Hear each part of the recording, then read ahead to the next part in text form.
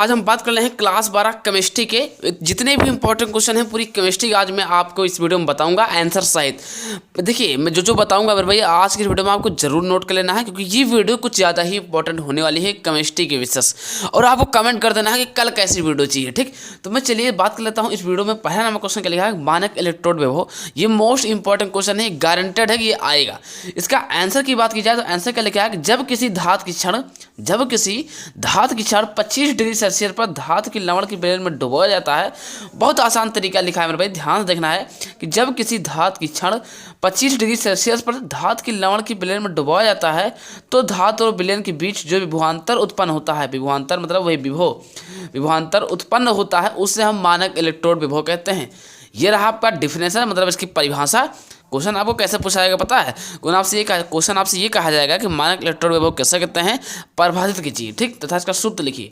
तो इसे ई नॉट से लिखते हैं। सूत्र की बात की जाए तो ई बराबर ई नॉट माइनस 2.303 RT बटे n log 1/m⁴ plus bracket close. ये रहा मानक इलेक्ट्रोड विभव का परिभाषा। सूत्र रहा किससे लिखते हैं, ई नॉट से लिखते हैं। बस इतना अगर आप करते हो ना तो यहाँ से आपका डायरेक्टली पूरा 5 नंबर पक्का हो जाएगा।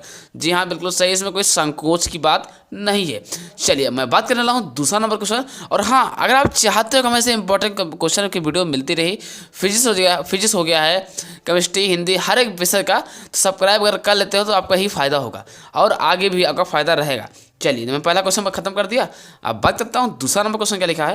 दूसरा नंबर क्वेश्चन लिखा है शून्य कोट की अवक्रिया। जी हाँ, शून्य कोट की अवक्रिया कुछ ज़्यादा ही इंपॉर्टेंट है। ये भी इंपॉर्टेंट क्वेश्चन ये 5 नंबर का आता है। मैं पहले बताता हूँ 5 नंबर का आता है। ये भी आपको लिख देता हूँ कि ये कुछ ज़्यादा ही इंपॉर्टेंट है। ये कुछ ज़्यादा ही इंपॉर्टेंट है, जिसका नाम क्या है, शून्य कोट की अवक्रिया, है ना। क्वेश्चन आपसे पूछा जाएगा शून्य कोट की अवक्रिया लिखिए तथा इसका उदाहरण लिखिए, परिभाषित कीजिए। तो चलिए मैं आंसर बताऊँगा अभी। क्या लिखा है, वह अभिक्रिया जिसकी प्रगति में मतलब शुरुआत में अभिकारक के किसी भी अणु का सांद्रण परिवर्तित नहीं होता है, अर्थात जिसका वेग अभिकारक के सांद्रण पर निर्भर नहीं करता है, उसे हम शून्य कोट की अभिक्रिया कहती है या कहलाती है। समझ गए ना यार। देखिए लिखा क्या है मेरे भाई, वह अभिक्रिया जिसकी प्रगति में मतलब शुरुआत में अभिकारक के किसी भी अणु का सांद्रण परिवर्तित नहीं होता है, अर्थात जिसका वेग अभिकारक के सांद्रण पर निर्भर नहीं करता है, उसे हम शून्य कोट की अभिक्रिया कहते हैं। उदाहरण की बात की जाए तो सूर्य के प्रकाश की उपस्थिति में H2 और Cl2 का संयोग, है ना, H2 प्लस Cl2 से आपको क्या बन जाएगा, 2HCl बन जाएगा। किसकी उपस्थिति में बनेगा, तो सूर्य की उपस्थिति में बनेगा। ठीक है, क्योंकि आपको इतना करना है किसकी उपस्थिति में, सूर्य की उपस्थिति में। फिर आपको लिखना क्या है कि शून्य कोट की वेग स्थिरांक का व्यंजक। देखिए क्वेश्चन आपसे कैसे पूछा गया कि शून्य कोट की अभिक्रिया लिखिए तथा इसका व्यंजक लिखिए। ये रहा क्वेश्चन। तो व्यंजक लिखना कुछ ज़्यादा ही इंपॉर्टेंट है। तो हेडिंग क्या डालना होगा, हेडिंग आपको डालना होगा शून्य कोट के वेग स्थिरांक का व्यंजक। ये रहा हेडिंग। अब इसके अंदर क्या लिखना है, शून्य कोट की अभिक्रिया के वेग स्थिरांक का व्यंजक x बराबर KT है। या कि x क्या है, तो x आपका अभिकारक है कोई, a क्या है, एक युवा मात्रा है, जो t क्या है, समय में अभिक्रिया करती है, और k क्या है ना, x बराबर KT है लिखा है। k क्या है, अभिक्रिया का वेग स्थिरांक है। तो ये रहा आपका शून्य कोट की अभिक्रिया का वेग स्थिरांक, है ना। शून्य कोट की अभिक्रिया कैसे कहते हैं वो भी बता दिया, उदाहरण भी बता दिया। ठीक, तो ये रहा दूसरा नंबर क्वेश्चन। ये भी इंपॉर्टेंट है, इतना आप समझ के चलना है। चलिए अब हम बात करता हूँ तीसरा नंबर क्वेश्चन। ठीक, तो तीसरा नंबर क्वेश्चन लिखा, तीसरा नंबर क्या है, वास्तविक विलयन तथा कोलाइटिव विलयन का उदाहरण सहित लिखिए। मतलब वास्तविक विलयन क्या है और कोलाइटिव विलयन क्या है, उदाहरण सहित लिखिए। तब आपको करना क्या है, हेडिंग डालना होगा सबसे पहले कि वास्तविक विलयन। अब इसके अंदर क्या लिखना है कि यह एक समांग तंत्र है। मैंने क्या बोला, हेडिंग डालना है वास्तविक विलयन। अब इसके अंदर क्या लिखना है कि यह एक समांग तंत्र है जिसमें विलय तथा विलय के कणों का आकार बराबर होता है। इन कणों का व्यास 10⁻⁷ के 7 सेंटीमीटर से कम, मतलब 10⁻⁷ के 7 सेंटीमीटर से भी कम होता है। इन्हें अति सूक्ष्मदर्शी द्वारा देखा नहीं जा सकता है, मतलब इसने अति सूक्ष्मदर्शी द्वारा भी देखा नहीं जा सकता है। एग्जाम्पल की बात की जाए तो यूरिया हो जाएगा, चीनी हो जाएगा। ठीक, इतना करने के बाद अब आपको क्या डालना है, हेडिंग डालना होगा कोलाइटिव विलयन। दूसरा हेडिंग पर लगेगा आपका कोलाइटिव विलयन।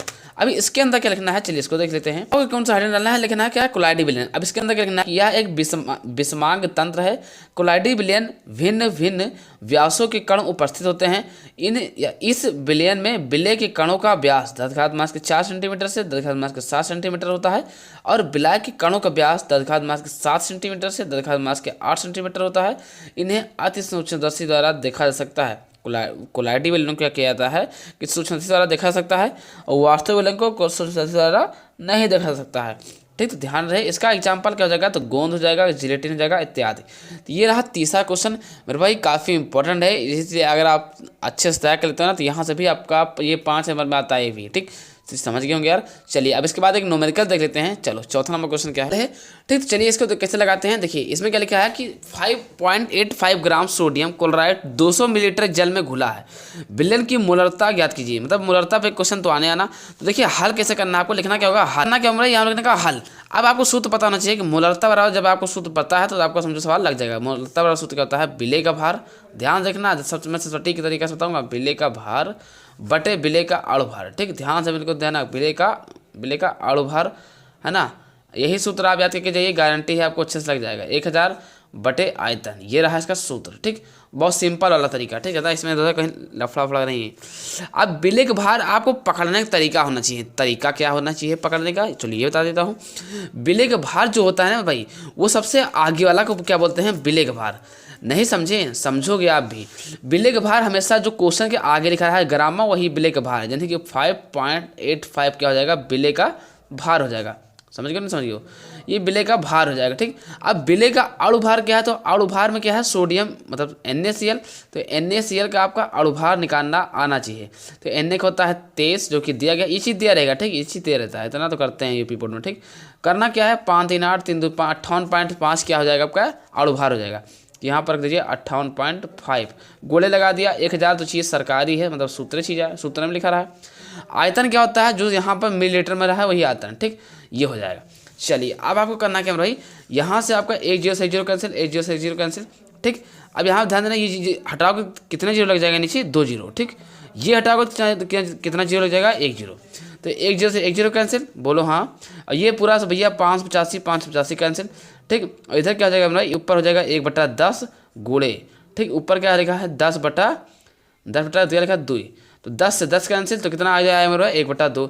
अब 1/2 को 2 को भाग करोगे तो 0.5 आपका क्या जाएगा, मोलरता। यही आपका आंसर। तो बस इतना ही करना था, जैसा कि मैंने कि चौथा नंबर भी आपको कंप्लीट। नंबर न्यूमेरिकल था, आप 5वां नंबर देखिए। ठीक, तो नंबर ध्यान रखना, ये 5 हुआ। ठीक, तो क्या नाम है इसका, पेप्टिकण। अगर आप चाहते हो कि न्यूमेरिकल की वीडियो आए ऐसे जैसे वीडियो मिल रही है, तो कमेंट वगैरह कर देना यार, शेयर करा करो ना, करते हो तो वीडियो भाई आएगी, अच्छी बात आएगी। अगर अच्छा रिस्पॉन्स रहेगा तो आएगा। अब हेडर डालना होगा आपका पेप्टिकण। अब इसके अंदर क्या लिखना है कि पेप्टिकल की विधि स्कंदन के विपरीत होती है। पेप्टिकल की जो विधि होती है, स्कंदन जानते हो क्या है, स्कंदन किसे कहते हैं, आप ही उसको भी बताएंगे। तो पेप्टिकल की जो विधि होती है स्कंदन के विपरीत होती है। किसी ताजे बने अवक्षेप में उचित विद्युत अपघट्ट को मिलाकर, मैंने क्या बोला कि पेप्टिकल की जो विधि होती है स्कंदन के विपरीत होती है। किसी ताजे बने अवक्षेप में उचित विद्युत अपघट्ट को मिलाकर कोलाइडी विलयन बनाने की प्रक्रिया को ही पेप्टिकल कहते हैं। ये रहा 3 नंबर का क्वेश्चन। ये कितने में आता है, 3 नंबर में। तो ध्यान रहे यार, इंपॉर्टेंट है। चलिए अब बात करता हूँ 6वां नंबर क्वेश्चन। ठीक है, अब 6वां नंबर क्वेश्चन क्या लिखा है, 6वां क्वेश्चन लिखा है राउल्ट के नियम। क्वेश्चन आपसे ऐसा क्वेश्चन आपको जानते हो किस तरह के पूछा जाएगा कि राउल्ट का नियम लिखिए तथा इसका मतलब कि वो क्या कहते हैं, सीमाएं लिखिए। ठीक, राउल्ट के नियम कैसे कहते हैं तथा इसका सीमाएं लिखिए। ये रहा क्वेश्चन। अब 6वां नंबर क्वेश्चन का आंसर क्या हो जाएगा, किसी निश्चित ताप पर द्रव विलयन में उपस्थित, मैंने क्या बोला, किसी निश्चित ताप पर, किसी निश्चित ताप द्रव विलयन में उपस्थित किसी घटक का आंशिक वाष्प दाब उस घटक के मोल प्रभाज मतलब मोल अंश के समानुपाती होता है, उसे हम राउल्ट का नियम कहते हैं। बस इतना ही करना था। अब करना क्या है, इसका सूत्र क्या होता है, तो P बराबर P0A प्लस P0B ठीक, अब आपको करना क्या है, राउल्ट के नियम की सीमाएं लिखना है। हेडिंग आपको डालना होगा राउल्ट के नियम की सीमाएं। पहला सीमा क्या है कि यह नियम केवल आदि तनु विलयनों पर कार्य करता है। यह नियम केवल आदि तनु विलयनों पर कार्य करता है। दूसरा नंबर क्या कहना है कि एनटीपी पर दोनों घटक आवापशील होना चाहिए। एनटीपी का फुल फॉर्म क्या होता है सर, तो नेचुरल टेम्परेचर प्रेशर। हिंदी में क्या बोलते हैं कि सामान्य ताप दाब। इंग्लिश में क्या बोलता है, नेचुरल टेम्परेचर प्रेशर, सामान्य ताप दाब। दोनों घटक आवापशील होते हैं। ये रहा राउल्ट के नियम की सीमाएं। राउल्ट के नियम कैसे कहते हैं, लिख दिया, सूत्र लिख दिया। इतना ही करना था, इस पर कुछ ज़्यादा कुछ और नहीं करना है। चलिए तो मेरे भाई 6वां नंबर भी आपका कंप्लीट। अब हम बात करते हैं नेक्स्ट 7वां नंबर क्वेश्चन। 7वां नंबर क्वेश्चन क्या है, मतलब कि अब उसका जो क्वेश्चन है वो क्या लिखा है कि द्रव स्नेही और द्रव विरोधी कोलाइड किसे कहते हैं। प्रत्येक को एक एक उदाहरण लिखिए। मतलब द्रव स्नेही कोलाइड क्या है, द्रव विरोधी कोलाइड क्या है, इसको उदाहरण देकर समझाइए।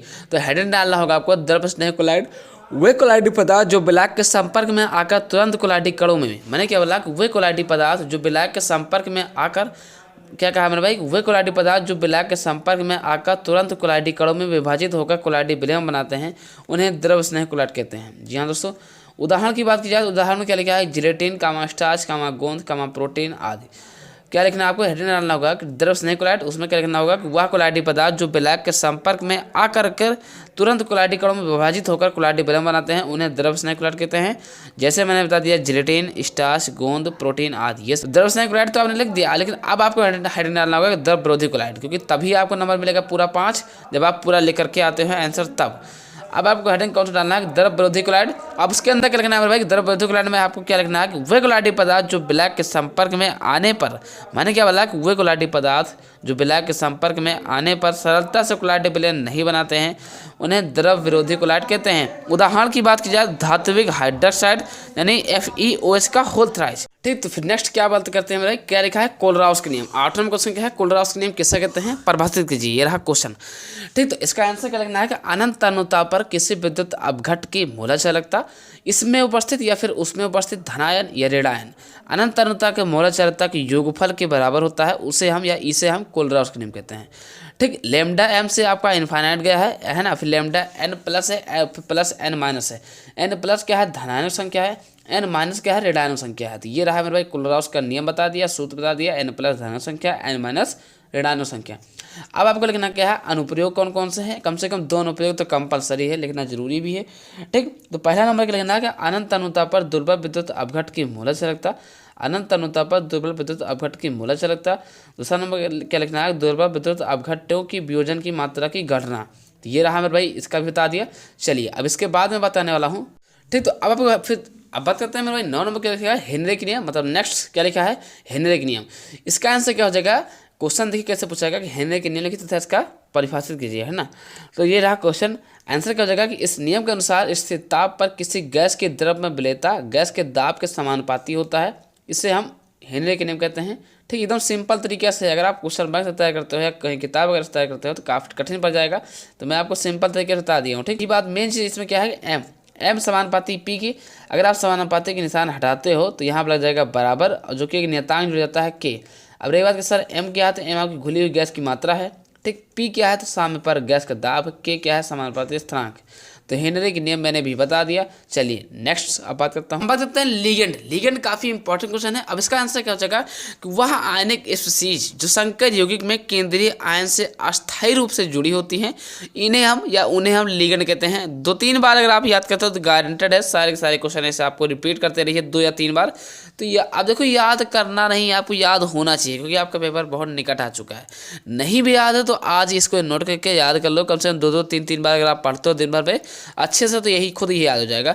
एग्जाम्पल क्या हो जाएगा, K4 ब्रैकेट के अंदर क्या है, Fe ब्रैकेट के अंदर क्या है, Cn bracket close, 6 bracket close में Cn ऋणायन आयन लिगेंड है, क्योंकि यह संकर में Fe डबल पॉजिटिव आयन से सीधे डायरेक्ट जुड़ा हुआ है।